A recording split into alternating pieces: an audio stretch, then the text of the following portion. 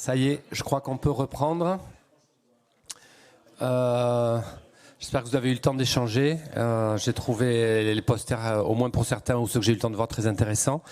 Donc c'est Narciso Gambaccorti qui travaille au CEA, mais qui est en fait le leader pour le CEA dans le programme CAREC de Nanoelec, qui va animer la session suivante sur les composants, les systèmes. Voilà, merci à Narciso. Oui, bonjour. J'ai l'honneur de présenter cette section de cette journée ici. Et j'inviterai ici tous les orateurs. Normalement, il y a... Oui. Fabio, Athanasios, Alain, Valentin et Nicolas. Si vous pouvez rejoindre moi, oui.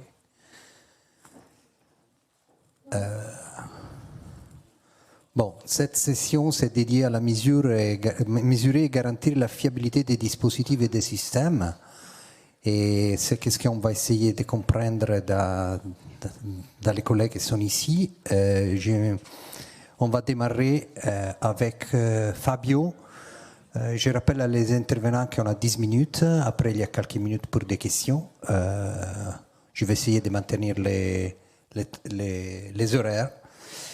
Après, on a la pause déjeuner qu'on attend, peut-être. On va démarrer avec Fabio Cocetti. Il a un PhD dans TUM in Munich, après un HDR à l'IMP Toulouse, et le chef à l'IRT Saint-Exupéry, est le chef de High Density and Reliability Energy Competence Center. Fabio, à toi. Merci Narciso, bonjour et merci encore à Nanoelec pour organiser cette belle journée. J'avais calé une présentation sur 15 minutes, donc je vais zapper quelques slides. S'il vous plaît. OK. Donc, effectivement, on parlera de l'électronique de puissance avec un regard sur les composants grand gap, et notamment d'un point de vue IRT Saint-Exupéry, IRT de filière donc aérospatiale, avec donc une motivation qui est plutôt importante et qui s'inscrit dans la décarbonation des moyens de transport aérien. Ici, j'ai une illustration de quelques porteurs sur les moyennes petites puissances qui illustrent comment aujourd'hui on arrive à déployer de l'électrique, full électrique, sous des segments qui sont un peu équivalents en puissance à ce qu'on a dans l'automotive. Et la tendance, effectivement, est porter ce type d'électrification dans les segments plus fortes puissances, notamment sur les gros porteurs, où on aura certainement besoin d'avoir l'électrification hybride à cause des limites de l'énergie embarquée. Si on regarde l'histoire de l'électrification des aéronefs, effectivement, on comprend que c'est un métier plutôt conservateur dans lequel le déploiement prend beaucoup de temps et les technologies sont soumises à de fortes contraintes de safety. Et cela impose effectivement un regard spécifique sur toute l'introduction des nouvelles technologies. Aujourd'hui, et ça c'est l'aspect, la slide de motivation, effectivement l'électrification c'est un vecteur important pour la décarbonation. Il y a deux challenges qu'il faut regarder, c'est effectivement la densification en termes de puissance par volume dans l'automotive et plus en gravimétrie pour l'aéronautique, avec aussi un regard sur l'efficacité et donc le rendement énergétique. Pour les deux cas, on a effectivement différents leviers qui s'inscrivent dans cette démarche et effectivement on a les grands gaps, ça sera le sujet de ma présentation, avec aussi un volet qui est la montée en tension et courant. À l'IRT Saint-Exupéry, on a choisi la tension pour des raisons qu'on pourra commenter après, mais c'est effectivement un autre vecteur pour augmenter l'électrification et la densité. Souvent, on parle de performance, on l'a dit dans la dernière présentation, mais elle ne fait pas sacrifier effectivement tout ce qui est je parle de functional safety, la sûreté de fonctionnement. Dans ces mots, se cachent beaucoup des attributions importantes, comme on parle souvent de la fiabilité, mais on parle aussi de la disponibilité, de la maintenabilité, etc., etc. Évidemment, c'est une question de confiance. On a effectivement un besoin de monter en confiance quand on déploie des technologies de rupture, mais qui sont aussi critiques, notamment pour l'aéronautique. Si on regarde, je fais un clin d'œil sur la haute tension parce que c'est un sujet important chez nous. Michael Dark, qui est mon homologue à l'IRT, a développé avec l'équipe dans les derniers 10 ans des infrastructures plutôt imposantes et performantes, surtout ce qu'il y a des charges partielles, arc et électrothermales sur les câbles. c'est important de noter qu'ici, on est très complémentaire d'autres instituts comme Supergrid, qui parlera tout à l'heure de décharge partielle, parce qu'on est dans des ambiances aéronautiques. Donc, on parle souvent de basses pressions qui sont très distinctives de l'aéronautique, et c'est l'élément de complémentarité avec Supergrid. Donc, toutes ces infrastructures-là sont disponibles aujourd'hui, sont fortement sollicitées. On a des gros projets type iVolt qui s'inscrivent dedans, et donc c'est important de le remarquer. Maintenant, on passe à l'aspect électronique. Donc, je me suis permis un petit cours d'électronique parce que souvent les personnes demandent qu'est-ce que c'est un MOSFET et souvent je n'ai pas trop la réponse visuelle. Ici, l'électronique est basée sur un concept très simple que c'est un switch. C'est un composant 3 terminaux qu'aujourd'hui on réalise avec ce qui s'appelle le MOSFET. C'est un élément multimatériaux, metal oxide semiconductor, qu'on arrive à construire avec des process de fabrication wafer dont on extrait des puces qui sont le cœur de toute l'électronique. Deux type d'électronique qui s'inscrit là-dedans, c'est l'électronique numérique avec beaucoup de transistors par die, avec beaucoup de die par wafer, et l'autre pendant, c'est l'électronique de puissance. Là, on a très peu de transistors par die, mais et très peu de die par wafer, simplement parce qu'on a des tensions et des courants qui sont particulièrement importants. C'est important de dire que ces deux sujets s'inscrivent dans tout ce qui sont les démarches aujourd'hui de Chip Act, le Chip Joint Undertaking qui est en train de lancer, sera lancé la semaine prochaine à Bruxelles, pour la souveraineté de l'électronique, et donc c'est des sujets absolument importants. Aujourd'hui, on se concentre sur l'aspect électronique de puissance, et le cycle GaN est très connu, je me permets de rappeler les propriétés. Essentiellement, ces cycles GaN sont deux matériaux révolutionnaires. Pourquoi? Parce que les performances électriques, thermiques et rapidité sont largement supérieures au silicium, qu'on voit au milieu en noir. Signifie qu'aujourd'hui, on a été déployés sur toute une panoplie de composants et commence à être largement intégrés dans l'automotive. C'est le premier marché qui a intégré ça de façon massive, sachant que les trains sont déjà bien déployés. Le Shinkansen au Japon roule en cycle depuis quelques temps.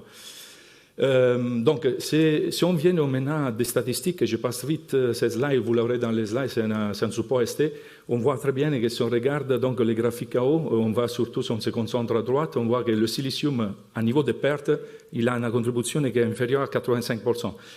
Les nouveaux matériaux, tout à droite, on monte à 95%. Donc, on a déjà, à niveau d'électronique, un saut de 10% sur tout ce qui est le déploiement en termes d'efficacité énergétique. Dans l'effet d'échelle mondiale sur tout le déploiement, ça s'est traduit en 3 à 5%. Ça, c'est des chiffres ST, mais qui ont été validés par d'autres. À niveau de safety, à niveau de réduction et réduction de energy saving à niveau mondial. C'est des chiffres qui sont extrêmement importants et donc qui motivent le déploiement de cette technologie. By the way, comme on dit, ça, c'est les deux gros fabricants de composants grand gap sont européens, à différence des composants digitales et numériques qui sont en Asie, et surtout en Asie et aux États-Unis. Ça, ce n'est pas un élément anodin pour la suite. Donc, aujourd'hui, on a dit qu'on déploie ces composants-là dans le powertrain de tout ce qui est la mobilité. Donc, on a une petite maquette ici de ce que c'est un powertrain. À gauche, on a la source, à droite, on a la machine. Et la conversion de puissance, qu'est-ce qu'il y a au cœur, au centre? Et c'est effectivement le cœur, le cerveau de ce type de chaîne. C'est là qu'on traite, qu'on fait la conversion d'énergie et qu'on la passe de droite à gauche et vice-versa. Évidemment, il y a de nombreux autres aspects qui sont importants, comme les filtres, les câbles, etc., qui sont partie intégrante de cette chaîne.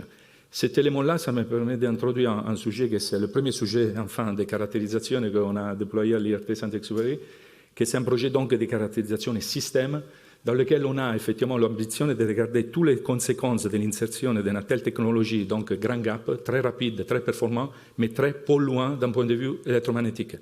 Que signifie? Quelque chose de rapide veut créer de l'interférence dans le système. Et ici, on a deux chaînes électromécaniques, illustration d'un typique cas scénario qu'on peut avoir dans un avion avec deux types de services, ça peut être de la conditionnement d'air ou des commandes de vol. Et évidemment, on arrive à reproduire cette partie-là en laboratoire, sans l'ambiance représentative, mais un ambiance plutôt représentative avec une chambre anéchoïque, voire cage de Faraday, dans laquelle l'objectif, effectivement, est de faire ça. Ici en bas, vous avez un graphique de bruit électromagnétique mode commun avec en bleu, qu'est-ce qu'on a sans aucune intervention, et en orange, avec une intervention que vous voyez à droite, c'est la notion de filtrage actif, c'est l'équivalent électromagnétique de votre casque anti-bruit. Ça signifie qu'on arrive à réduire le bruit à travers ce type de rétroaction. Ça, c'est une caractérisation extrêmement importante. Et donc, encore une fois, si vous savez une commande de vol qui est affectée par ce type de bruit, c'est mieux d'avoir quelque chose comme ça. Autre aspect, donc si on descend maintenant dans le niveau d'un cran et on va sur les modules, donc on a évoqué la conversion de puissance, ici on a une illustration d'un trifacé, une conversion trifacé aéronautique, c'est composé en SiC. L'objectif ici, effectivement, caractériser l'aspect thermique. La thermique, c'est le premier enclencheur de la défaillance en électronique et c'est aussi souvent important de le monitorer attentivement. À l'IRT, on a développé une panoplie de caractérisations. Ici, c'est la caractérisation thermique dans laquelle on arrive. Ça, c'est les 8 composants qui constituent l'inverseur qu'on a vu tout à l'heure. Et ici, on arrive à mesurer de façon efficace le chauffement de chaque puce. Notion importante ici par rapport au silicium, ça c'est encore une nouveauté par rapport à la tradition, est que le SiC est tellement rapide et petit qu'il chauffe et il y a des variations de température qui ne sont pas anodines, c'est 24 degrés, où le silicium ne bougeait pas. Il était tellement gros et tellement pas rapide qu'il n'y avait pas ce type de comportement. Plus on a des variations de température, plus on impacte la durée de vie. Donc c'est une notion importante au niveau de durabilité. Si on passe encore une fois d'un cran, donc on passe de la conversion de puissance, on passe au composant, un autre élément important, c'est la caractérisation d'un single MOSFET. On a évoqué le MOSFET, un objet à 3 terminaux. Donc, c'est important de caractériser les paramètres critiques, notamment la tension des seuils. La tension des seuils est la tension à laquelle on enclenche la commutation. C'est un élément absolument fondamental pour toute la conception. Et on sait très bien que le SiC est sujet à des phénomènes de chargement et de dérive de ce paramètre-là. Ici, on voit le delta VTH, ça signifie le bruit, la variation dans le temps de ce paramètre. Et si on ne fait rien, c'est ça qu'on obtient. Si on fait quelque chose, et ça c'est un résultat qu'on a fait dans le cadre d'un projet Secret, dans lequel il y avait aussi Supergrid, Bessar et Arslani dans la salle avec nous, on a développé un protocole qui permet de passer de gauche à droite. Et vous voyez qu'à droite, on a absolument une maîtrise de toutes les variations de tension dans le temps. Ça, c'est une opération essentielle de caractérisation sans laquelle on n'aura pas la possibilité de mener des tests de fiabilité. Autre exemple de caractérisation au niveau composant, encore une fois, qu'on a développé dans Secret, toujours avec la contribution de Supergrid, c'est le court-circuit. Le court-circuit, c'est un phénomène non désiré dans le cas d'un powertrain, qui par contre a lieu quand, par exemple, avec votre voiture, vous prenez un trottoir. Quand il s'arrête la voiture sur un obstacle, le moteur est bloqué, et là, on a un phénomène de court-circuit. Donc, c'est important de pouvoir déterminer, pour cette nouvelle génération de composants, comment ce phénomène-là impacte la durabilité, la durée de vie. Là, on a développé un banc de tests qui est extrêmement, avec la contribution des laboratoires et de tout le consortium, qui permet de maîtriser donc la failure mécanisme avec la maîtrise de la durée du court-circuit et de la répétitivité. Cela nous permet effectivement d'identifier, comme vous voyez en haut à droite, la dégradation de la courant, et à un moment donné, il y a l'interruption parce que le composant commence à être défaillant, et sur la base de ça, extraire des lois de dégradation. Pour qui fait la fiabilité, la loi de dégradation, c'est l'aspect le plus important parce qu'on le peut insérer et dans la phase de design et conception ou dans la phase de health monitoring. Voilà, donc ça c'est le court-circuit.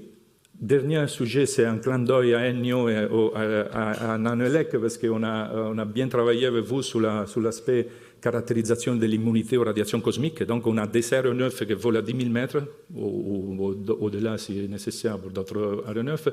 Il y a des satellites qui sont dans l'espace. Donc, il y a un ensemble de radiations cosmiques qui ont lieu et pour lesquelles il faut développer des méthodologies qui s'appellent des Radiation Hardness Assurance.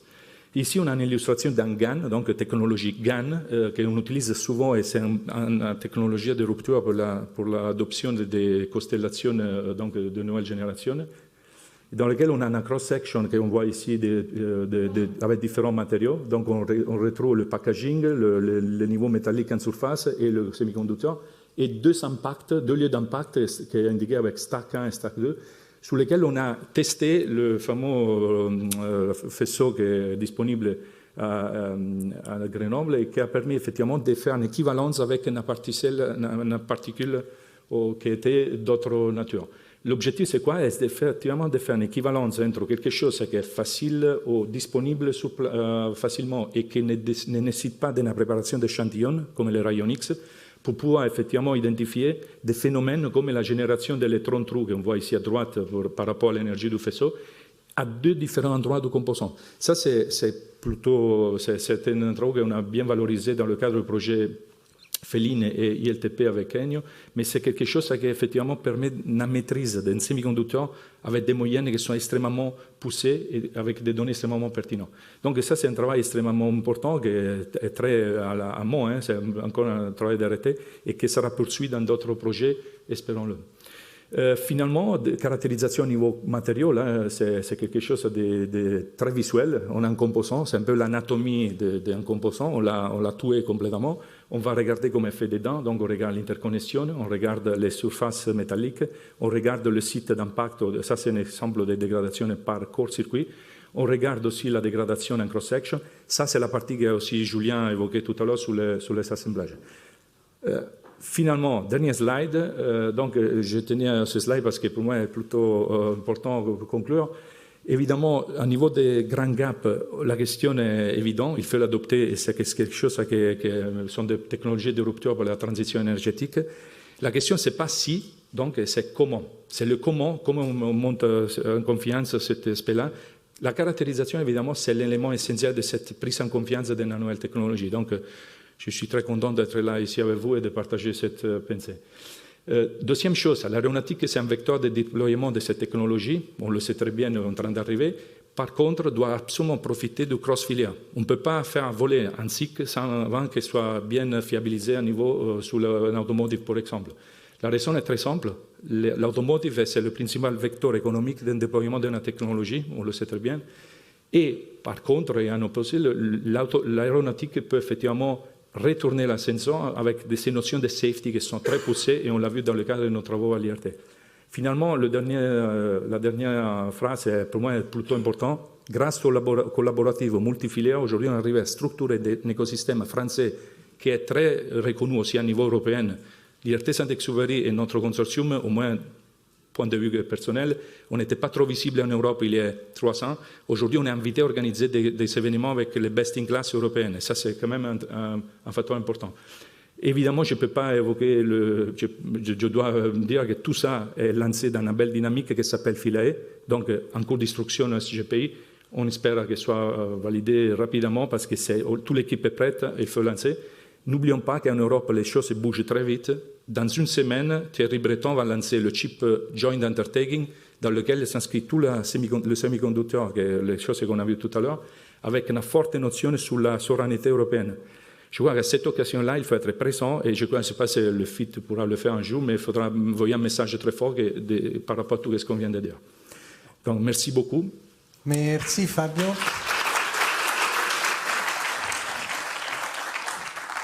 Pour cette présentation très intéressante. Est-ce qu'il y a des questions en salle?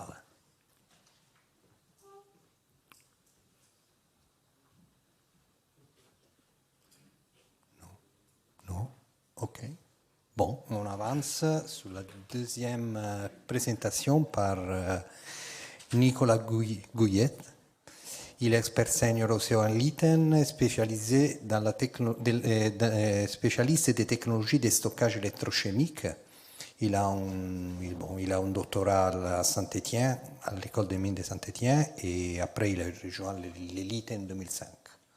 Ben, à toi de nous présenter cette méthode de diagnostic avancé des batteries pour favoriser leur utilisation en seconde vie. Eh bien, merci beaucoup. Merci pour votre invitation. Donc, je vais vous présenter de la caractérisation, mais pas à l'échelle nano, plutôt à l'échelle macro, on va dire. Et pas forcément très onéreuse, c'est la caractérisation qui est assez bas coût pour le coup.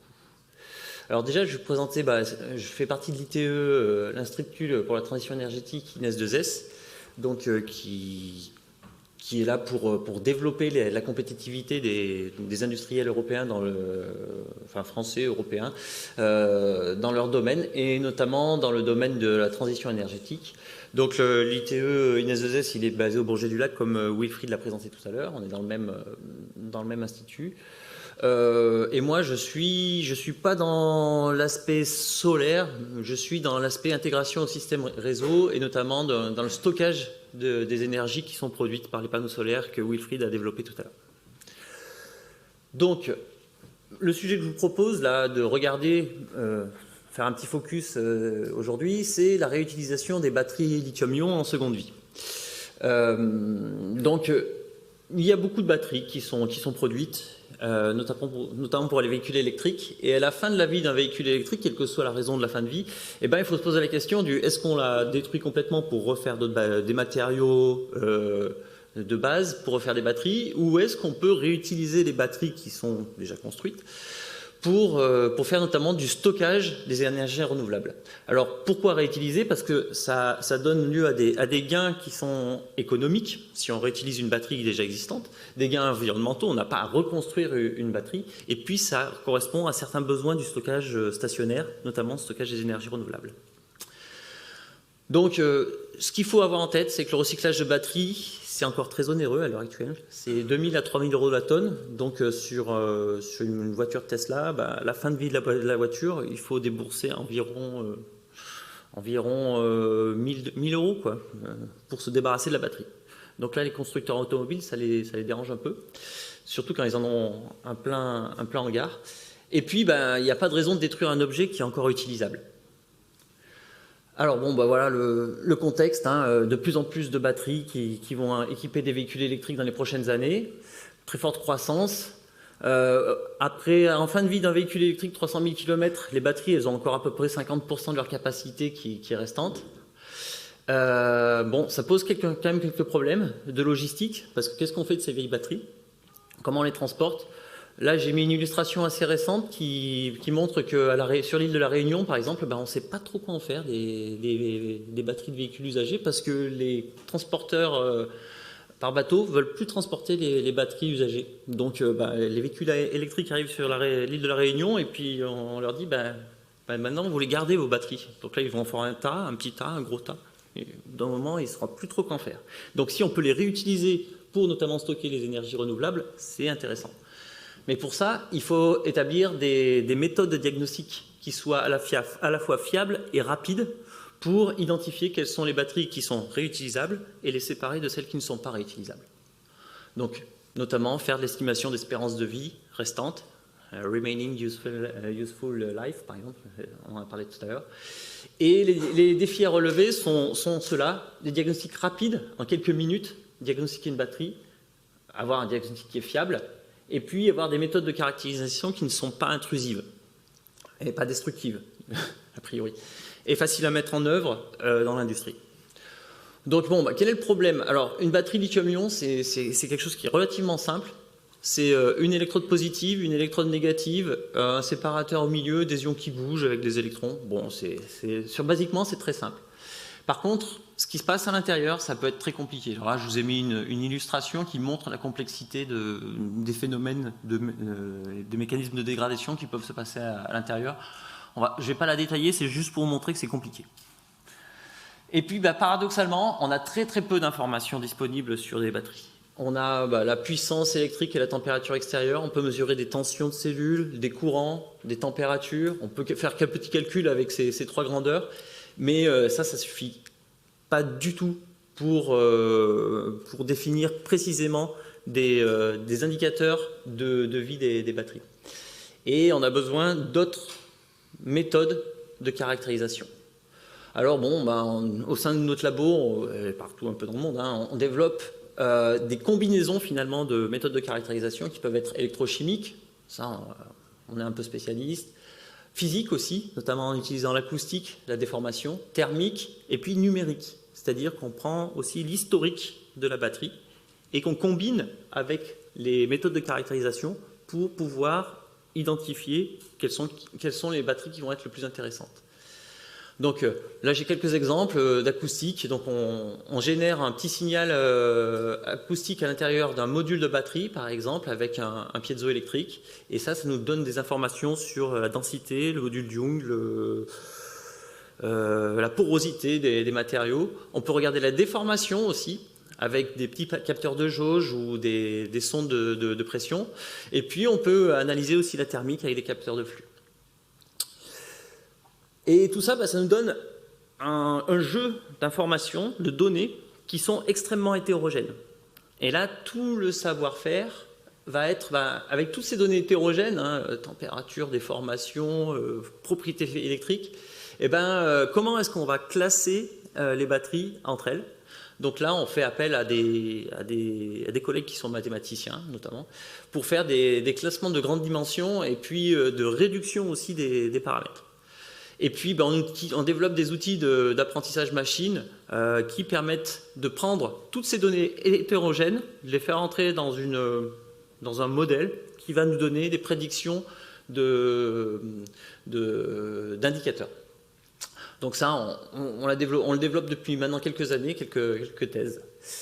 Et donc là, dans les 2 minutes qui me restent, je vais vous présenter quelques exemples de ce qu'on a pu faire, notamment pour détecter des défauts à l'intérieur de batteries, donc en fonctionnement de manière non destructive. On utilise différents types de capteurs qu'on peut combiner pour détecter des conséquences de court-circuit interne, externe, de surcharge et puis de problèmes thermiques notamment.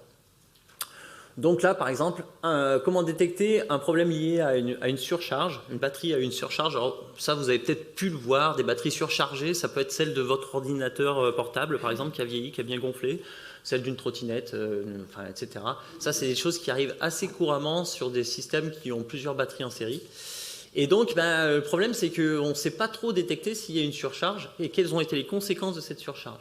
Et là, on a développé un outil qui permet, alors je suis désolé, on ne voit pas bien les couleurs, mais grosso modo, on voit lorsqu'on a une surcharge, on a une signature du phénomène qui est extrêmement différente du fonctionnement normal.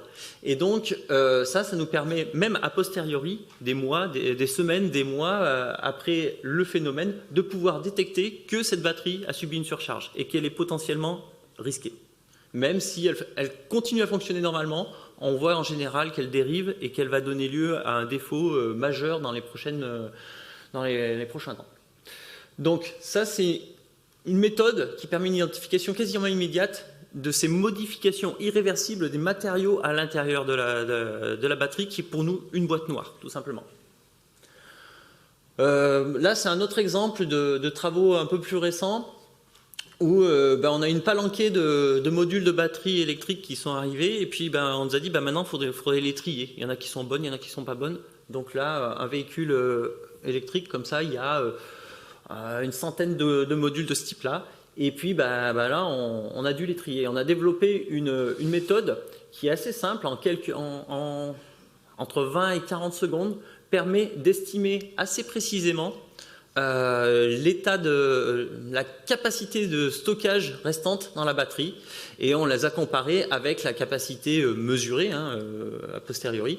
Donc on a des erreurs de l'ordre de entre 2 et 4% d'erreurs sur l'estimation en quelques secondes. Donc ça permet de faire un tri extrêmement rapide.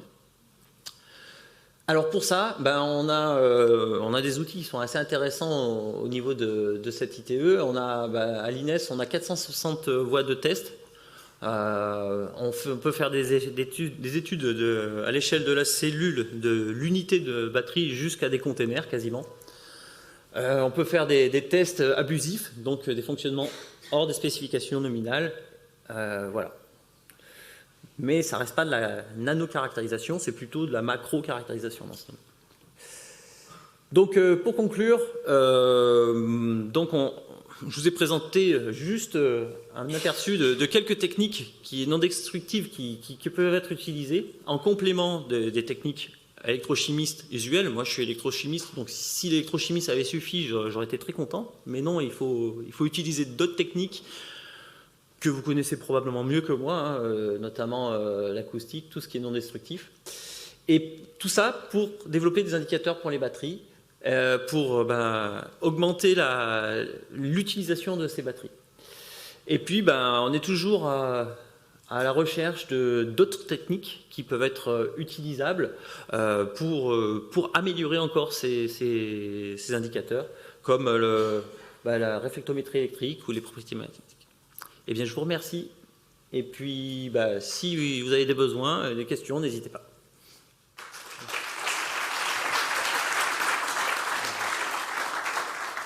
Merci Nicolas pour cette présentation. Et, est-ce qu'il y a des questions en salle?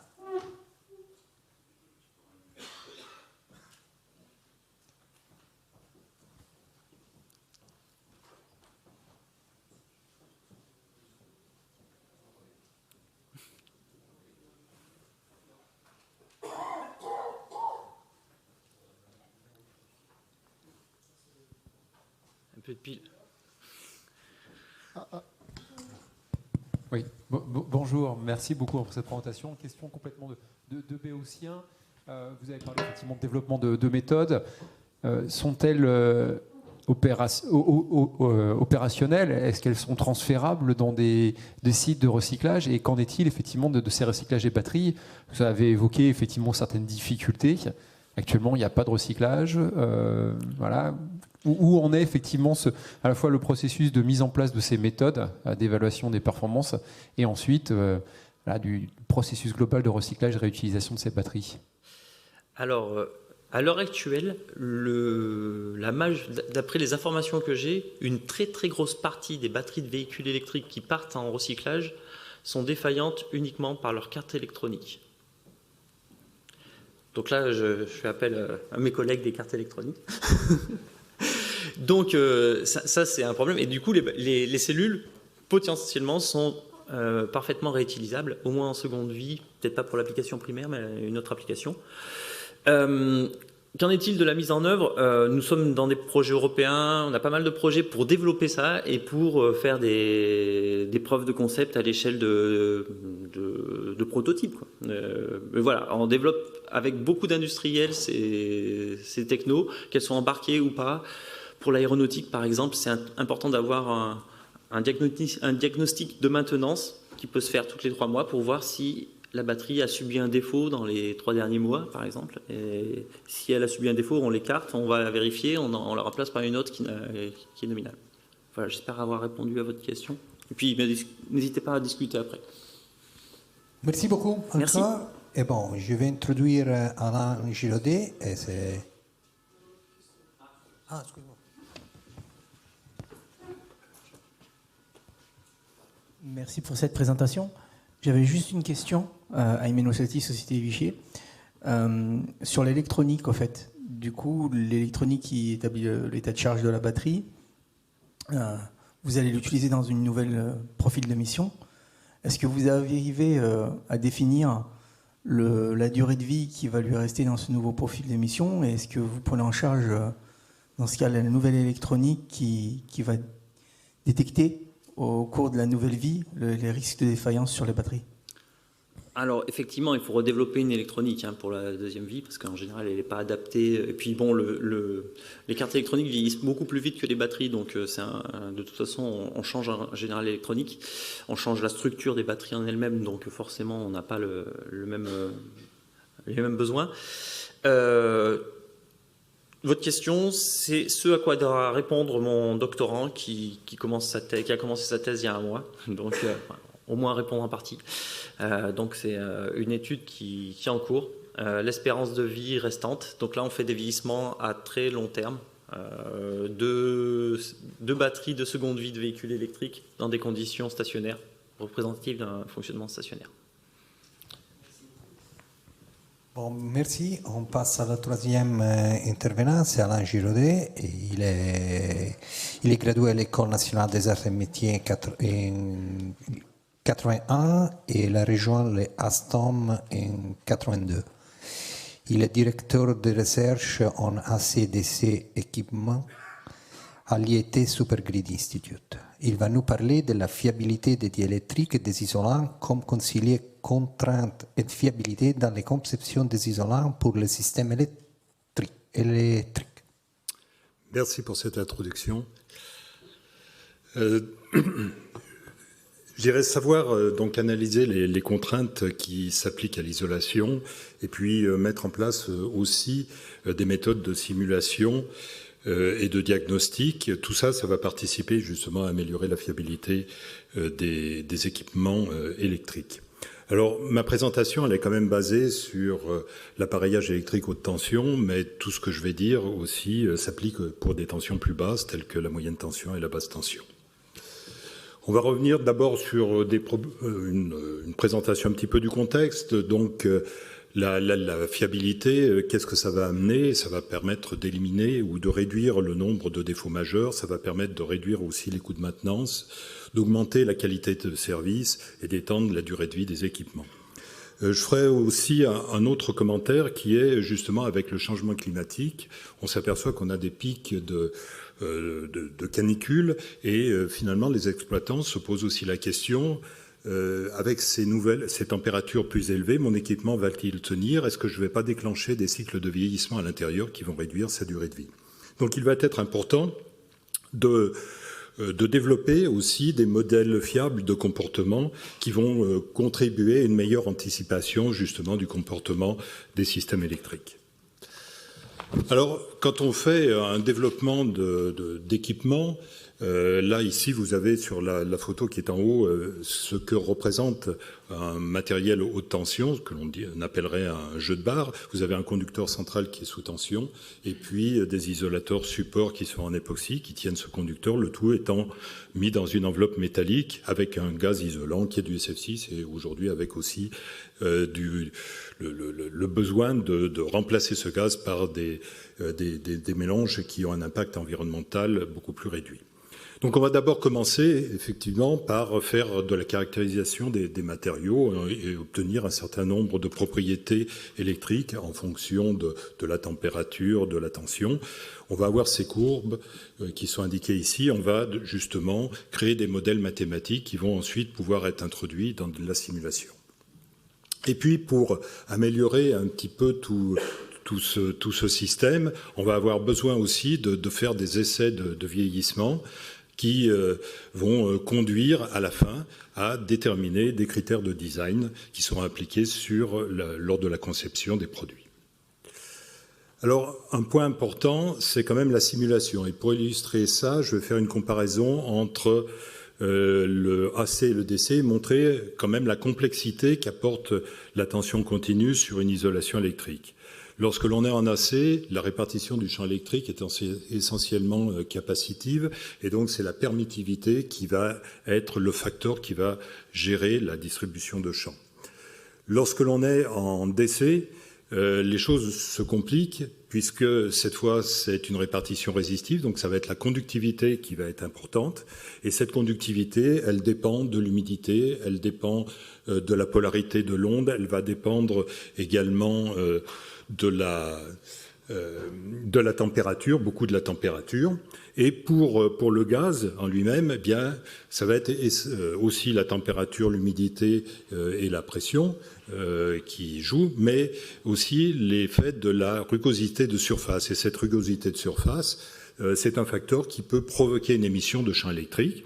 Et qui dit émission de champ électrique localisé dit modification et augmentation justement de la conductivité locale du gaz.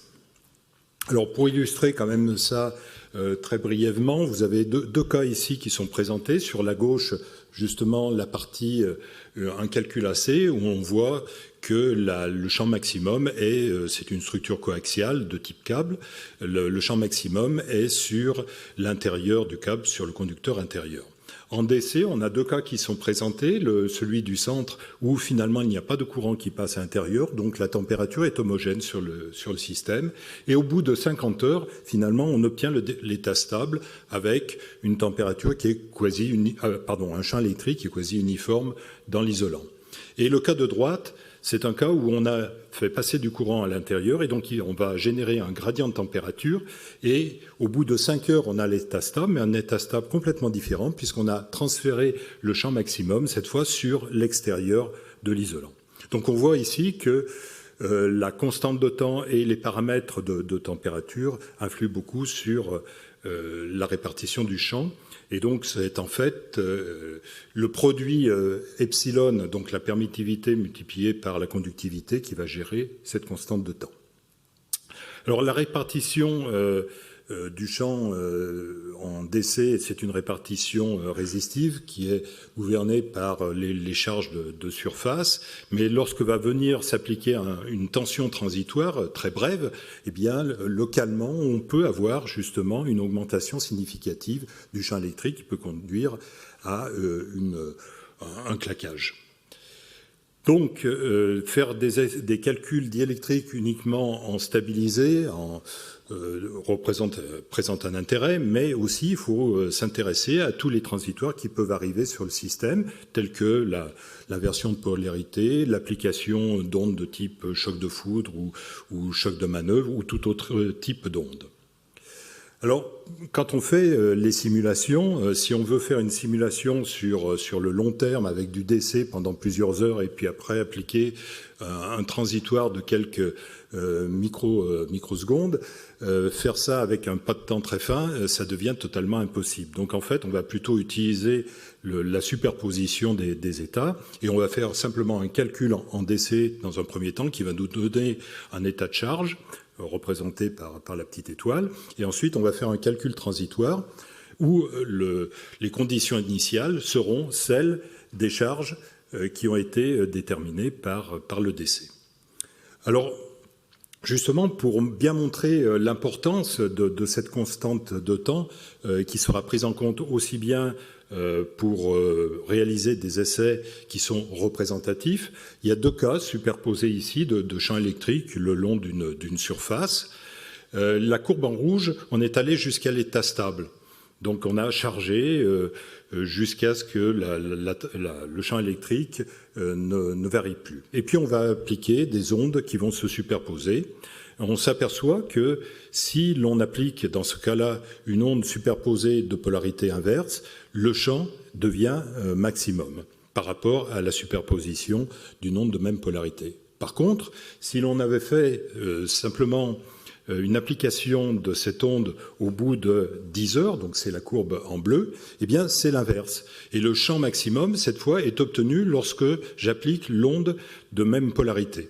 Donc on voit bien ici que les calculs, la simulation va être un outil important pour déterminer finalement les conditions les plus critiques sur notre isolation. Alors Supergrid Institute s'est aussi donc doté d'un certain nombre de maquettes pour pouvoir caractériser les propriétés électriques. Donc pour, par exemple, mesurer la conductivité du gaz, on va avoir un système avec deux électrodes, une électrode côté haute tension dont on va faire varier la rugosité, une électrode côté basse tension, côté masse, qui va, elle, récupérer le courant de fuite entre les deux systèmes. Et donc, à la fin, on obtient, en faisant varier la température, l'humidité, la pression, on va obtenir des courbes comme celle présentée ici, de la densité de courant en fonction de la polarité. On voit bien, même sur ce phénomène-là, sur la courbe en rouge, un changement de régime. Et tout ça va permettre de développer justement les fameux modèles mathématiques qui seront introduits dans la simulation. Une autre maquette qui s'appuie quand même beaucoup sur la norme qui est utilisée pour mesurer la conductivité des matériaux. On a une maquette aussi ici qui porte quatre échantillons. L'ensemble est mis également dans une cuve où on peut faire varier pression, température, humidité. Et on obtient justement les courbes de conductivité qui, à nouveau, vont pouvoir être introduites dans les modèles de simulation. Et dernier exemple, ce sont justement des essais long terme que l'on peut faire sur ce dispositif. On va avoir 24 pistons implantés sur un tube. Au bout de ces pistons, on va avoir une isolation solide qui va être mise sous tension. Et le graphe qui est représenté là montre justement l'évolution du courant de polarisation qui décroît progressivement. Et pour certains échantillons, on voit d'un seul coup que le courant se met à augmenter et pour aller jusqu'au claquage. Donc on retire cet échantillon-là, on remet sous tension l'ensemble et on voit que c'est un autre échantillon dont le courant augmente, etc., etc. Donc on peut soit aller jusqu'au claquage, soit s'arrêter un petit peu avant le claquage et ensuite faire une analyse par découpe ou autre observation pour connaître le mécanisme de dégradation. Et tout ça va nous amener à avoir des courbes tenue en tension en fonction du temps qui permettent de déterminer les critères de design. Alors, les décharges partielles, je vois qu'il reste très peu de temps, donc les décharges partielles en AC sont toujours effectivement synchronisées par rapport au passage par zéro. Dans le cas du DC, on perd cette notion de synchronisation, donc on va utiliser simplement l'amplitude de la décharge et le temps qui sépare deux décharges pour essayer de représenter finalement, d'avoir des patterns associés au type de défaut que l'on va vouloir identifier. Alors en interne, on a fait justement beaucoup d'essais sur différents types de défauts, dans différentes conditions. On a ensuite extrait de ces données des paramètres clés que l'on a utilisés justement pour entraîner le système afin de classifier justement ces défauts. Et donc ça, c'est un peu le cœur de notre système d'intelligence artificielle. Et ensuite, on a introduit des défauts, je dirais, inconnus. Et l'intérêt, c'est qu'on a pu avoir accès à des données qui n'étaient pas produites par nous. On les a introduites dans notre système et ça nous a donné quand même une fiabilité de l'ordre au moins supérieure à 80%. Alors, bon, je passe sur les classifieurs. Je dirais aussi, il faut faire attention, puisque si on utilise un certain nombre de data, un certain nombre de paramètres clés, c'est pas la peine d'en prendre un nombre gigantesque, parce que très vite, on va aller soit à une asymptote en termes de fiabilité, soit voire même décroître la fiabilité du système, et aussi, ça va entraîner une augmentation des temps de calcul. Un dernier point, il faut faire également très attention lorsque l'on est en DC, parce que si l'on a un défaut, les décharges partielles vont aussi évoluer en fonction des charges d'espace qui vont se générer autour du défaut. Et donc, faire aussi des acquisitions sur des temps longs est absolument nécessaire. Donc, en conclusion, je dirais, les clients, effectivement, sont demandeurs d'une augmentation de la fiabilité. Et je crois que en tout cas, tous les fabricants d'appareillage électrique sont dans cette perspective-là, dans cette voie-là, avec aussi l'appui de laboratoires de recherche. Et pour y arriver, je dirais, pour résumer, on a besoin justement de bien connaître les conditions normales et exceptionnelles qui s'appliquent sur le matériel. On va avoir besoin également de caractériser correctement les matériaux, d'avoir des plateformes de test et de développer aussi les équations à la fois pour la modélisation mais également pour les outils de prédiction. Donc la fiabilité aussi, ça a un coût, mais ça peut être aussi contrebalancé par les nouveaux services qui sont rendus. Et puis la dernière photo, c'est pour montrer quand même peut-être le pas gigantesque qui a été fait en termes de fiabilité entre ces deux technologies d'avion. Voilà, je vous remercie pour votre attention.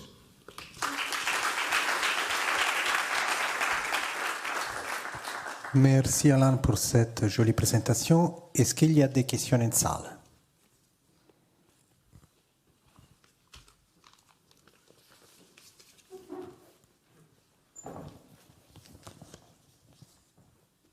Oui, merci beaucoup.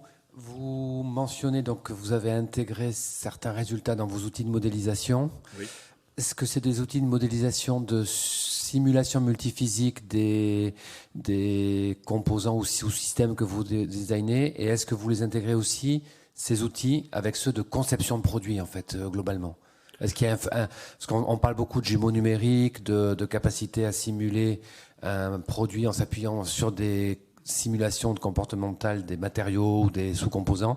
J'aimerais savoir où vous en êtes dans le domaine de la haute tension. Aujourd'hui, les simulations, effectivement, ce sont des simulations multiphysiques qui nous permettent, je dirais, uniquement de générer qui nous permettent d'avoir le design finalement des composants. Aujourd'hui, on n'est pas effectivement producteur de produits. On est au stade, je dirais, plutôt de l'élaboration de concepts, de maquettes. Donc, on n'est pas allé jusqu'au stade du jumeau numérique, etc. Non.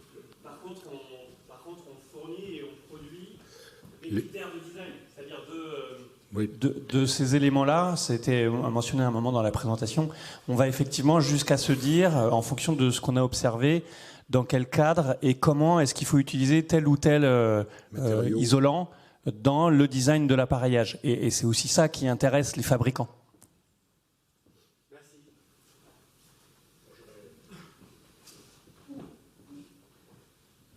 Merci pour la présentation. J'ai une question pour revenir sur la décharge partielle. Aujourd'hui, on applique des normes sur les tenues solid insulation, crimped cloth. Est-ce que ces notions qui s'affinent de plus en plus vont influencer caractère normatif et nous contraindre en tant que designer à dimensionner différemment?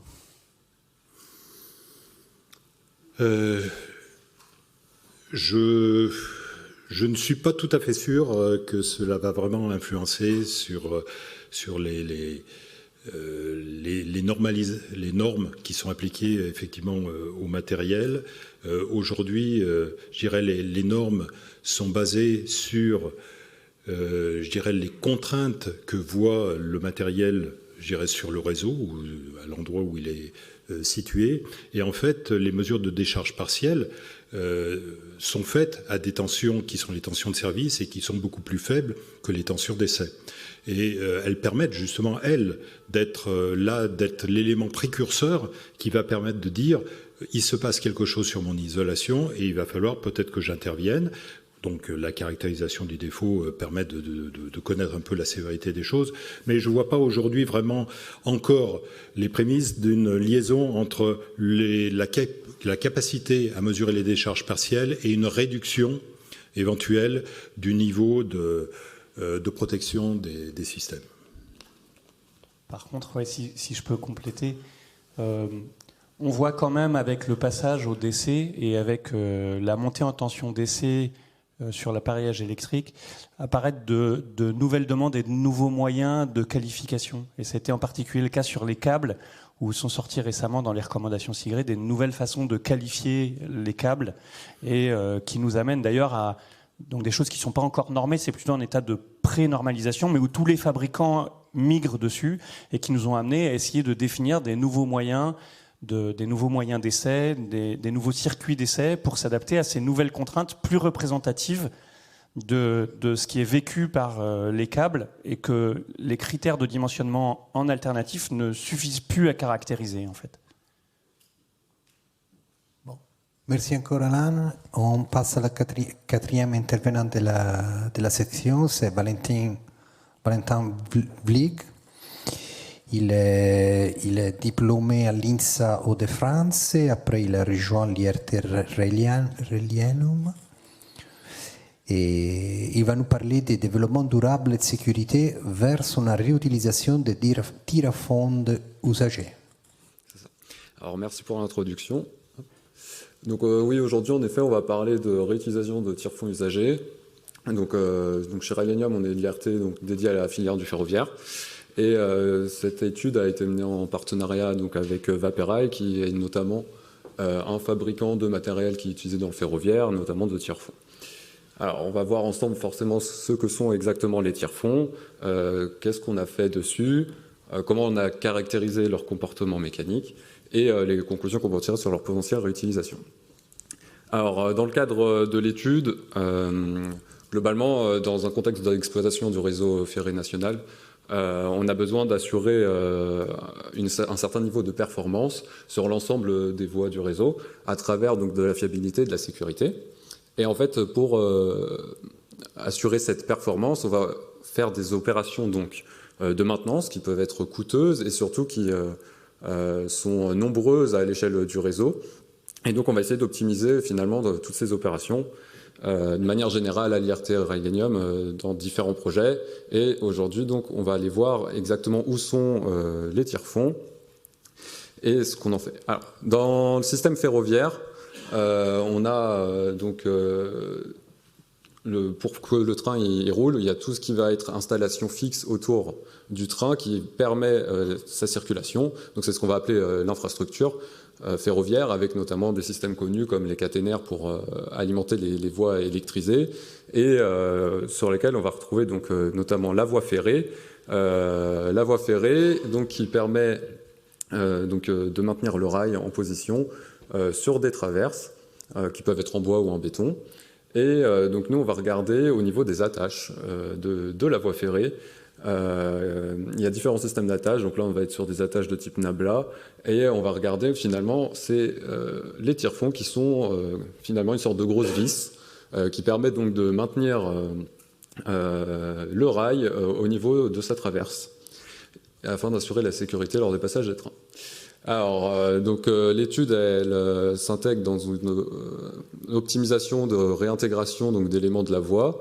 On a fait une étude de faisabilité. Aujourd'hui, on ne savait pas si les tiers-fonds pouvaient être réutilisés dans ce contexte. Et on a essayé d'identifier les paramètres qui y sont liés. Donc tout ça s'intègre dans un contexte d'économie circulaire des tiers-fonds, et notamment pour la filière du ferroviaire. Et donc, si on regarde un peu plus près tout ce qui se passe autour du tiers-fonds, on a un petit cas d'étude forcément. Faut bien déterminer ce qu'on va regarder en particulier. Donc là, pour que vous compreniez, c'est quand même un système où il y a de l'interaction avec les autres éléments autour. Donc, le rail va être maintenu de part et d'autre par un système d'accroche. On retrouve la butée sur laquelle il va appliquer la lame nabla, et en fait le tire-fond va venir compresser la lame nabla sur la butée et le rail du coup. Et donc ça, on va le retrouver de part et d'autre sur des traverses pour maintenir les rails. Alors si on regarde un petit peu ce qu'on a fait d'un point de vue à quoi on a eu accès et ce qu'on a pu tirer comme conclusion. Alors on avait donc des tire-fonds. Donc là on peut voir des tire-fonds, un tire-fond neuf sur la gauche et un tire-fond qui a subi forcément de l'oxydation. Ça peut se voir avec de la rouille qui est apparue. On a eu accès à des échantillons donc, de tire-fonds issus de renouvellement de voies, donc à de différents lieux de collecte. On a pu tester sur une centaine de tire-fonds au total différents éléments. On les a différenciés également par fabricant et âge. C'est des éléments qu'on va retrouver au niveau des notations sur les têtes de tire-fonds.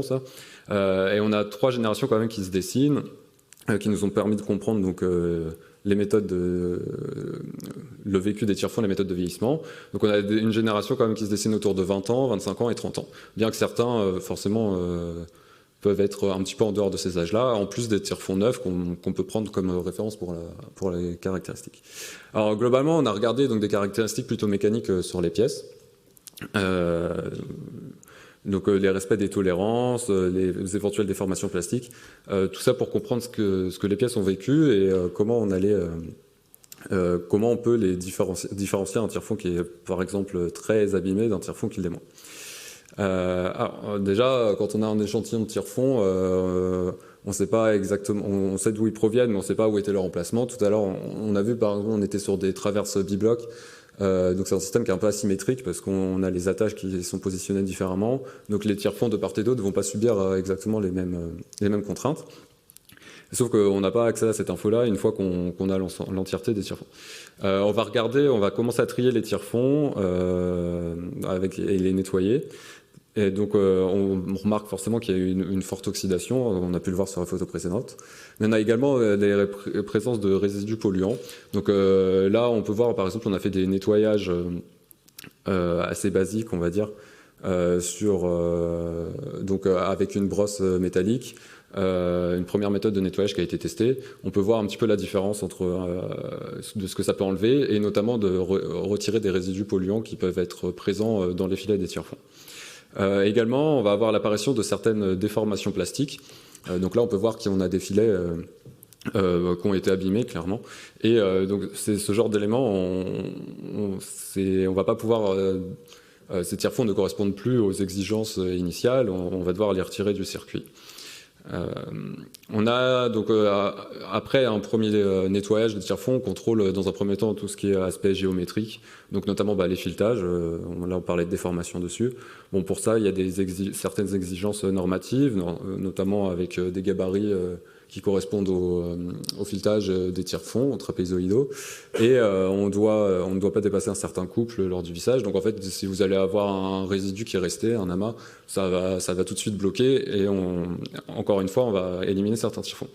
Alors pour vous donner une idée des chiffres, on va avoir en fait donc les tire-fonds qu'on a éliminés.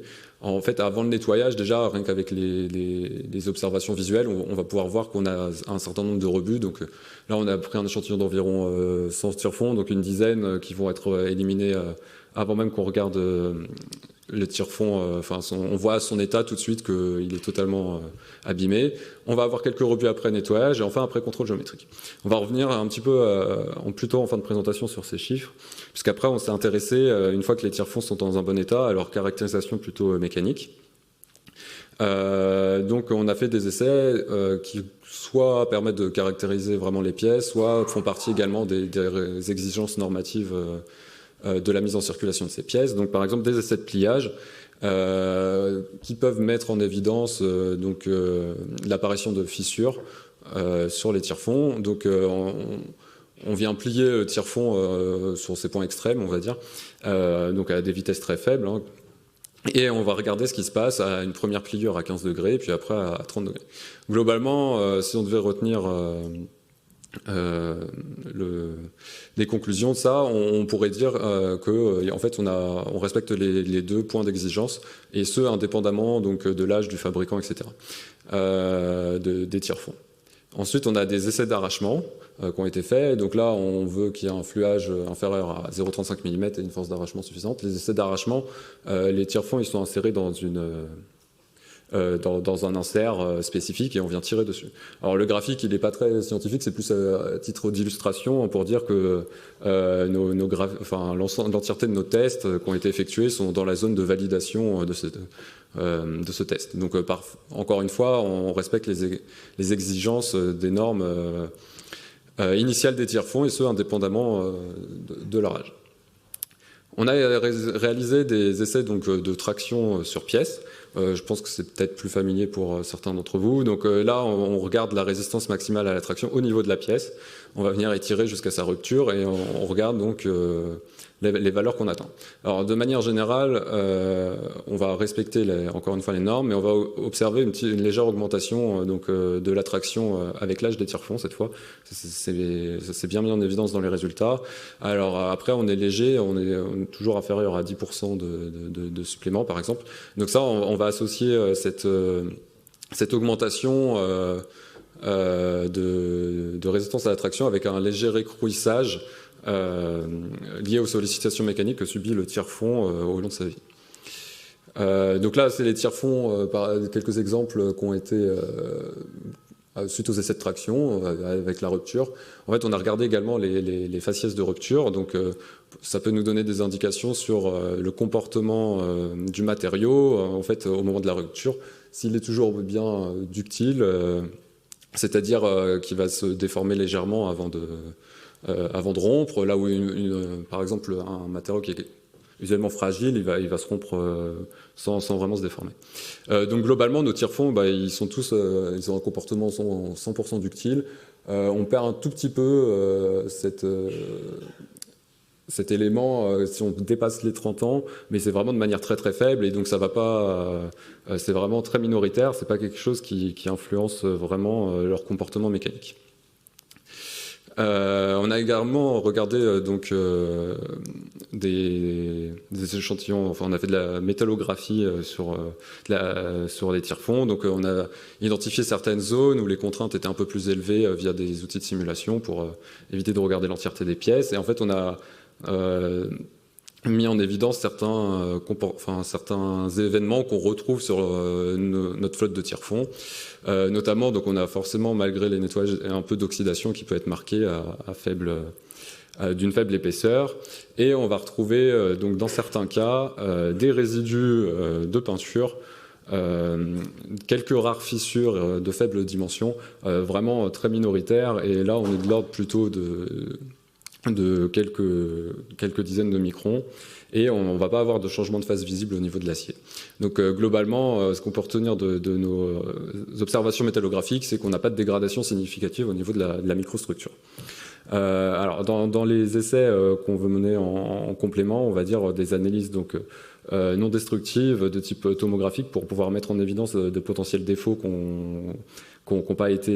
qui sont non visibles, et après de cibler un petit peu ces méthodes, puisque là on parle de réutilisation, sauf qu'on a fait que du contrôle destructif pour mieux comprendre le vieillissement des tire-fonds et des sollicitations qu'ils ont subies, mais on voudrait quand même pouvoir, à travers un contrôle assez simple, pouvoir décider si on peut les remettre en circulation ou non.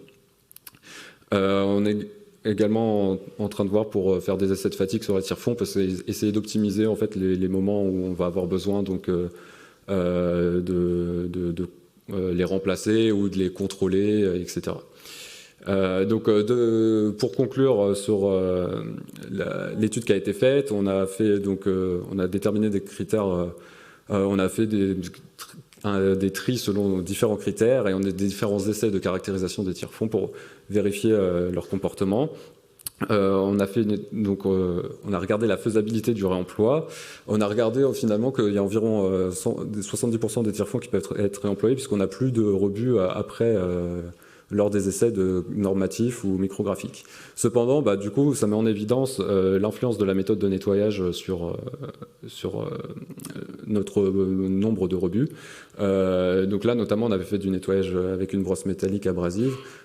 Si on fait un nettoyage avec sablage, par exemple, on va avoir des caractéristiques différentes. Donc, on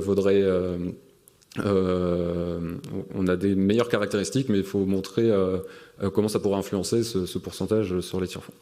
Donc finalement, la caractérisation des tire-fonds issus des voies, en fait, elle a répondu à l'entièreté des exigences normatives des tire-fonds neufs. Et donc on peut dire qu'on a démontré les techniques de réemploi des tire-fonds usagés. Et à travers cette étude, on a acquis aussi également une meilleure compréhension du vieillissement des tire-fonds. Et cela peut avoir des retombées économiques et écologiques pour l'entièreté de la filière du ferroviaire. Je vous remercie pour votre attention.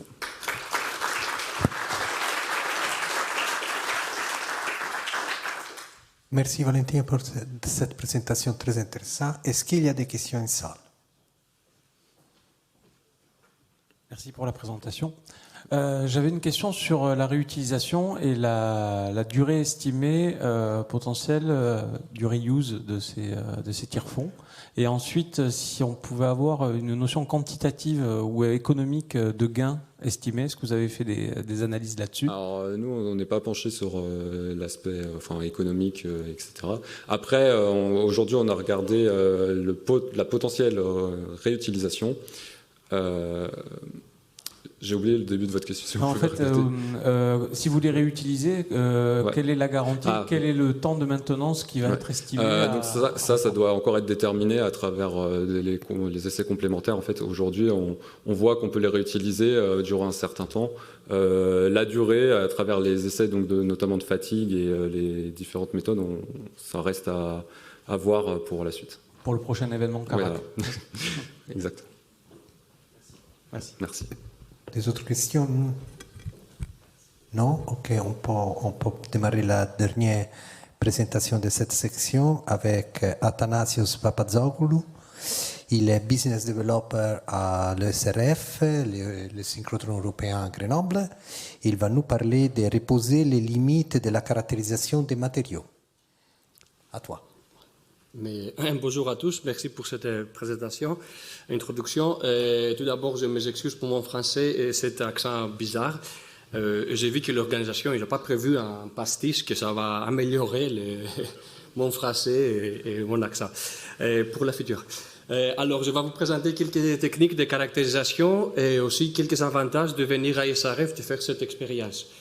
Je commence par présenter PAC-G, ça fait partie de IRT NanoElec à Grenoble. C'est une plateforme de caractérisation avancée de matériaux. En fait, c'est une plateforme de services qui en offre des services de côté non destructif, des expériences physiques et chimiques et aussi d'irradiation. Moi, aujourd'hui, je suis concentré que la service de non-destructif. Alors, ISRF, qu'est-ce qu'on fait en ISRF? En général, on génère des rayons X à très haute énergie, caractérisés par brillance et cohérence exceptionnelle, que ça donne la possibilité à notre utilisateur académique et industriel de caractériser tous les types de matériaux dans tous les secteurs. Synchrotron, c'est ISRF, c'est la première, quatrième génération haute énergie synchrotron dans le monde. Et c'est un exemple parfait, excellent de collaboration et coopération internationale. Ici, vous avez quelques formations sur ISRF Par exemple, on voit les 21 membres qui soutiennent SRF. On a plus de 10 000 visiteurs par an et on a plus de 40 lignes de faisceaux. On peut dire que notre technique de canalisation peut diviser dans 3 catégories de spectroscopie, de côté chimie, caractérisation chimie, de diffraction de côté structural, formation structurale, et imagerie de côté morphologie. Un de notre buts principaux, c'est d'aider l'industrie d'avoir un accès dans cet instrument, dans ce type de réunion X. C'est pour ça qu'on a un bureau dédié dans cette direction qui s'appelle le bureau de Business Development Office, que moi et Ennio, on fait partie de ce bureau. Et on a une équipe de 15 personnes et on peut garantir un accès rapide et confidentiel dans toutes les lignes. Oui, vous avez quelques chiffres là.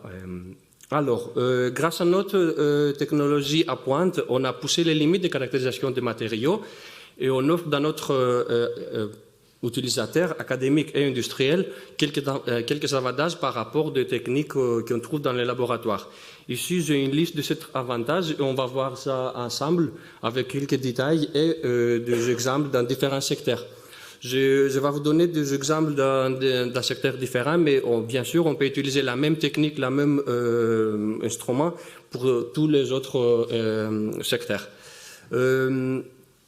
Avec la popularité que l'additive manufacturing il a gagné cette année, il a entré dans tous les secteurs et il faut vraiment assurer la qualité de ce produit qu'il était imprimé. Et en fait, c'est très important. Et le plus tôt du temps, on fait essayer de faire de qualité de contrôle non destructive. Par contre, ce n'est pas toujours facile, comme on voit ici dans cette image, que les Fox Technologies, c'était la meilleure image qu'il a réussi à obtenir avec un laboratoire de tomographe, parce qu'on part par un objet qui est très dense, c'est imprimé par Inconel, et il a un diamètre de plus de 8 cm. C'est pour ça que Force Technologies, une société danoise, il était venu à SRF de voir qu'est-ce que c'est possible de faire. Et c'est ça l'image qu'on a livrée. On voit très bien la différence. On peut utiliser cette image pour faire des contrôles qualitatifs. On voit bien dans la surface interne, il y a des particules qui sont collées et aussi on voit qu'il y a une très différence entre les deux surfaces, la surface extérieure et la surface intérieure, que l'intérieur c'est beaucoup plus brut. Un deuxième exemple, toujours pour une pièce imprimée en Inconel, avec les images qu'on a réussi à obtenir à ISRF, on voit que quelques canaux, ils ne sont pas perpendiculaires parce qu'il reste de poudre dans les coins. On voit aussi de quelques canaux qui sont complètement bouchés, fermés, dans la procédure de produire ce type de échantillon. Je reste ici toujours dans améliorer les techniques qu'on voit, de meilleure qualité qu'on peut prendre. Ici, on a un exemple d'un USB clé et on a développé une technique qu'on peut vraiment zoomer dans notre objet avec très haute résolution. On peut arriver jusqu'à 0,3 microns et sans couper l'échantillon. On peut séparer les parties métalliques, plastiques, on même voit les mouches dans cette boîte. En fait, j'ai les boîtes avec moi, c'est cette boîte qui ont fait le scan.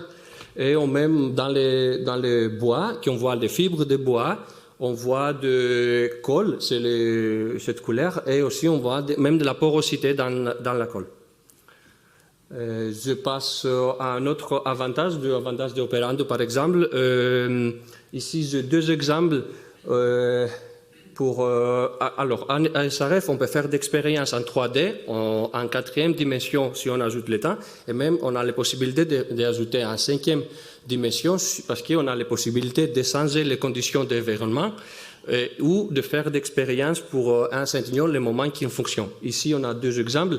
Une dans le domaine de batterie, avec notre ligne de diffraction à haute énergie, on avait la capacité pour une batterie lithium-ion, dans le cycle de chargement et de charge, d'obtenir le map de température dans cette batterie, et aussi on a l'information sur les déformations mécaniques.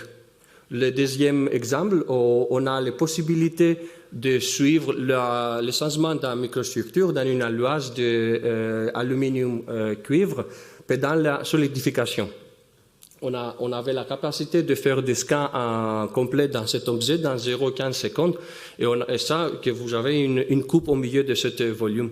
Mais on a cette formation dans le volume complet.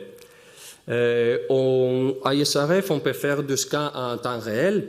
Et ici, c'est un exemple. On connaît très bien que le safety de notre batterie, c'est un sujet très important. Mais on connaît aussi que si les batteries sont exposées dans les conditions extrêmes, ils explosent.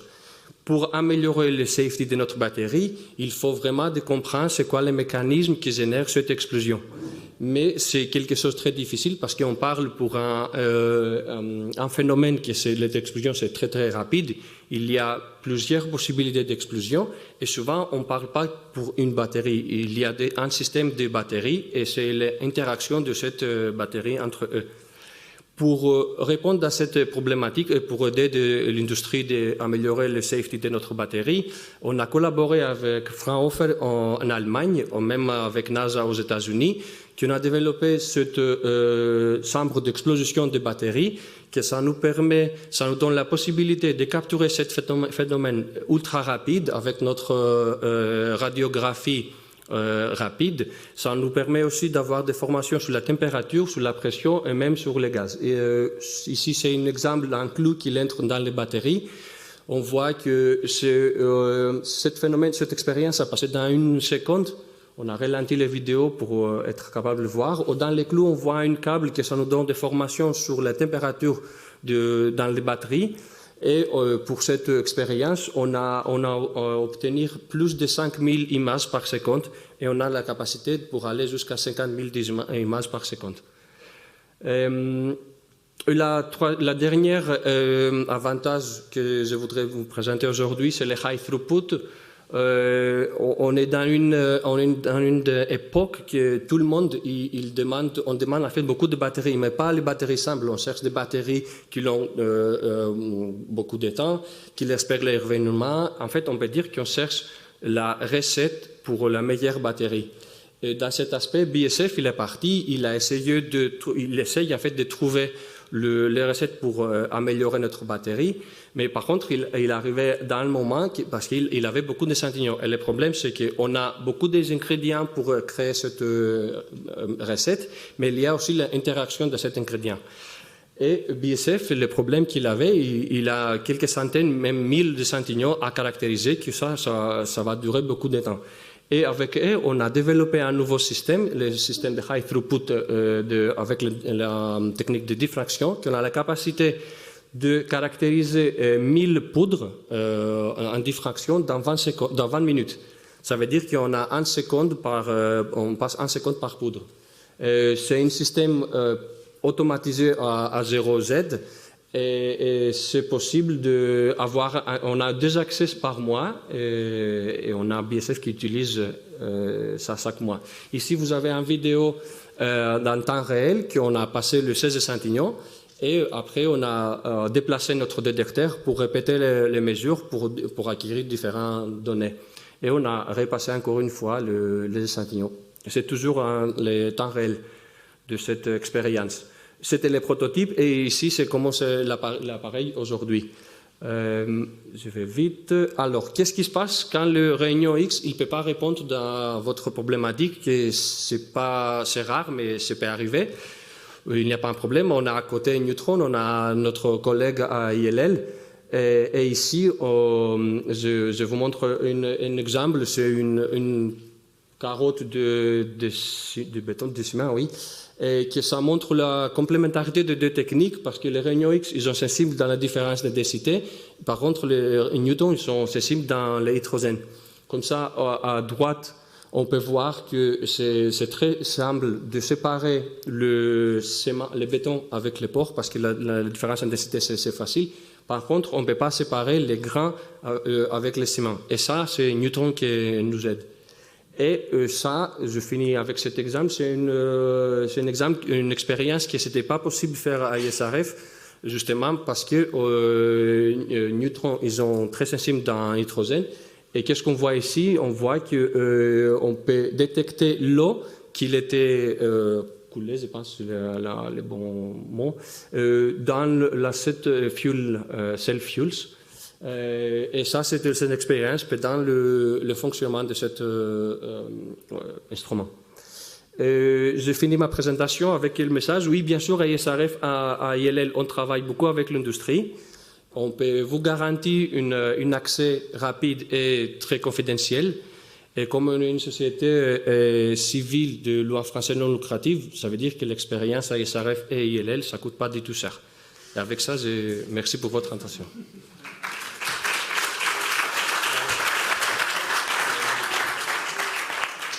Merci Athanasios. Est-ce qu'il y a des questions en salle avant qu'on passe à...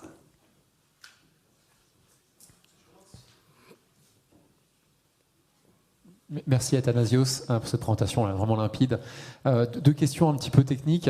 La première sur la clé USB, là c'est effectivement très, très alléchant. Combien de temps ça prend de produire ces données et surtout de les traiter? Oui, l'acquisition des données, ce n'est pas un problème. Après, ça dépend des résolutions. La première, on peut dire le global scan, il peut être quelques minutes, même secondes. Mais quand on va dans une résolution plus haute, dans 0,3 microns par exemple, il peut prendre toujours une minute. On est toujours dehors de minutes. Mais le problème que je pense tout le monde connaît, c'est même ouvrir, le temps qu'il prend pour ouvrir les données. C'est une longue discussion pour le traitement des données. Et ça c'est pas supporté, je pense qu'on en a déjà discuté, mais ouais. C'est supporté clairement à l'ESRF, le traitement des données, ou lorsqu'on est industriel, il faut effectivement prendre ce sujet en main, la reconstruction tomographique. Alors nous on livre, je parle des côtés ISRF, parce qu'après IRT il a des options pour donner quelques solutions, je pense, pour des côtés analyse. ISRF, on est vraiment focus dans accueillir la meilleure acquisition du monde, la meilleure image du monde. Et même si on a le know-how de faire d'analyse, on n'a pas le manpower de faire ça. Et souvent, il y a third parties, les facilitateurs qui entrent dans les sujets, qui aide les partenaires industriels de faire des analyses de ce type de données. Merci beaucoup. J'ai d'autres questions, mais on en discutera plus tard. Merci beaucoup. Oui, Jean-Baptiste Puel, on ne vous laisse pas partir en vous disant c'est votre problème. On essaye quand même de vous donner des pistes, mais ce n'est pas toujours aussi linéaire. J'avais une question complémentaire sur les aspects de traitement de données, parce qu'on se rend compte qu'on a vu des grosses quantités de données à traiter, et c'est des expériences qui peuvent prendre beaucoup de temps, donc... c'est dommage de se rendre compte au bout de 2-3 jours, par exemple, d'expérience qu'il faut peut-être réacquérir. Est-ce que vous avez déjà, même si je comprends que ce n'est pas tout fait en interne, mais est-ce que vous avez déjà des analyses en temps réel pour de premiers traitements des données avant d'extraire? Bien sûr, oui. On a développé à ISRF grâce à un projet européen qui va finir bientôt, qui s'appelle eWorks, ça veut dire les ISRF Workflows, que ça nous permet vraiment de faire une analyse qualitatif en temps réel. Et, comme ça nous permet de passer au scan suivant. Parce que sinon, on a justement, une fois que le scan est fini, ça sort une image, que ça c'est vraiment tout automatisé. C'est toujours au milieu de notre... Je parle pour l'imagerie. Ça sort tout de suite au milieu de Centignon, comme ça on peut vérifier si la distance ou la résolution il était bon, si la reconstruction il était bon, et après on passe pour la suite. Bon, merci beaucoup Athanasios. Je crois qu'on peut passer sur des questions online. Oui, merci beaucoup. En effet, on a quelques questions pour l'ensemble des intervenants. Alors, je vais reprendre les questions dans l'ordre et aussi pour les intervenants. Donc, la première question est pour Fabio. Quelles sont les entreprises qui sont directement intéressées par vos plateformes, Fabio?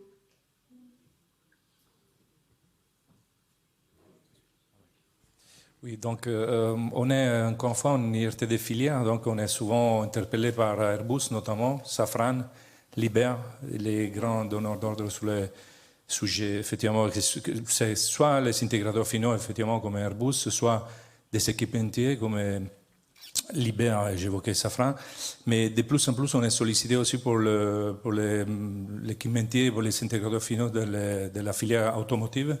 On travaille aussi avec Alstom. En effet, comme j'ai essayé d'exprimer dans mon exposé, on est très sur le multifilière pour une raison très simple. L'électronique, tout ce qui est la fiabilité, la compréhension des phénomènes sous-jacents de défaillance, c'est quelque chose d'extrêmement transversal. L'énergie et les ressources à mettre en place pour faire la fiabilité sont plutôt importantes parce qu'effectivement, on parle d'une analyse d'analyse de matériaux jusqu'à la partie électrique à niveau système. Donc, effectivement, c'est cet ensemble d'écosystèmes qui nous interpelle sur nos plateformes. Merci de votre réponse. Alors, on a une question pour Nicolas qui est un petit peu du même genre. Quels sont les partenaires industriels que vous avez sur vos développements? Alors, vous m'entendez? Ouais. Alors, il y a beaucoup de partenaires industriels. Malheureusement, souvent, c'est confidentiel. Je peux vous citer les partenaires industriels qui sont liés à des projets européens. Donc, on a quelques constructeurs. On fait pas mal de formations aussi auprès des constructeurs automobiles, dans l'aéronautique, tous ceux qui ont des besoins finalement dans le domaine du stockage. Et puis, on commence à avoir des partenaires dans le domaine du stockage stationnaire pour les énergies renouvelables. Ça commence. Merci pour cette réponse. Alors, j'ai deux questions pour Alain. La première question, est-ce que les données utilisées par votre IA sont sécurisées sur vos serveurs ou est-ce qu'elles sont dans le cloud? Alors, les données que l'on acquiert sont effectivement aujourd'hui quand même sécurisées parce que, quelle que soit la façon dont on procède, on a quand même mis un certain nombre de barrières au niveau de nos systèmes informatiques pour éviter tout piratage. Aujourd'hui, on a principalement des données qui sont mises sur le cloud. Et effectivement, on apporte une attention particulière et des audits ont été également menés auprès des providers pour s'assurer effectivement de cette sécurité. Merci de cette réponse. Est-ce que, Alain, dans vos services et plateformes sont accessibles à des nouveaux partenaires industriels? Dans quelle mesure sont-ils accessibles? Alors là, effectivement, tout à fait. Aujourd'hui, l'ensemble de nos plateformes sont utilisées déjà dans le cadre de nos recherches internes, mais on cherche aussi totalement à les ouvrir à des partenaires qui souhaiteraient venir faire un certain nombre d'expérimentations. Et je dirais aussi, l'un des avantages que l'on peut peut-être avoir, c'est à la fois de pouvoir fournir des plateformes pour faire des essais et également d'apporter une certaine expertise derrière pour l'analyse des résultats. Donc on est prêt à accueillir toute personne déjà qui voudrait visiter nos plateformes pour se rendre compte un peu de ce que l'on est de façon très visuelle, de ce que l'on est en train de faire, et on est ouvert effectivement à toute prestation ou partenariat. Merci pour cet appel, je pense qu'il sera entendu. Alors, une question pour Valentin. Au sujet de la réutilisation des tire-fonds, est-ce que c'est une solution que vous industrialisez avec un partenaire? Alors aujourd'hui, on n'a pas été jusqu'à l'industrialisation de cette solution, on est plus sur de la faisabilité technique. Après, il faudra revoir l'ensemble de l'étude pour avant déploiement de cette solution dans le monde industriel, évidemment. Merci Valentin. Et donc, j'ai une question pour Athanasios. Ce sera la dernière question de la salle virtuelle. Est-ce que vous pouvez nous dire ce qui est Streamline? Ah oui, d'accord, ok. C'est un projet européen que ça fait 4 ans qu'il a commencé et fini le mois de mai. Et ce ISRF, que c'était le seul bénéficiaire. Et ça nous permet justement de développer de nouveaux services. Le service qui est le dernier exemple que je vous montrais avec la possibilité de scanner 1000 échantillons dans quelques minutes, c'était grâce à ce projet européen. Et on a l'algorithme qu'on a développé pour avoir tous les scènes d'expérience, c'est aussi grâce à ce projet européen.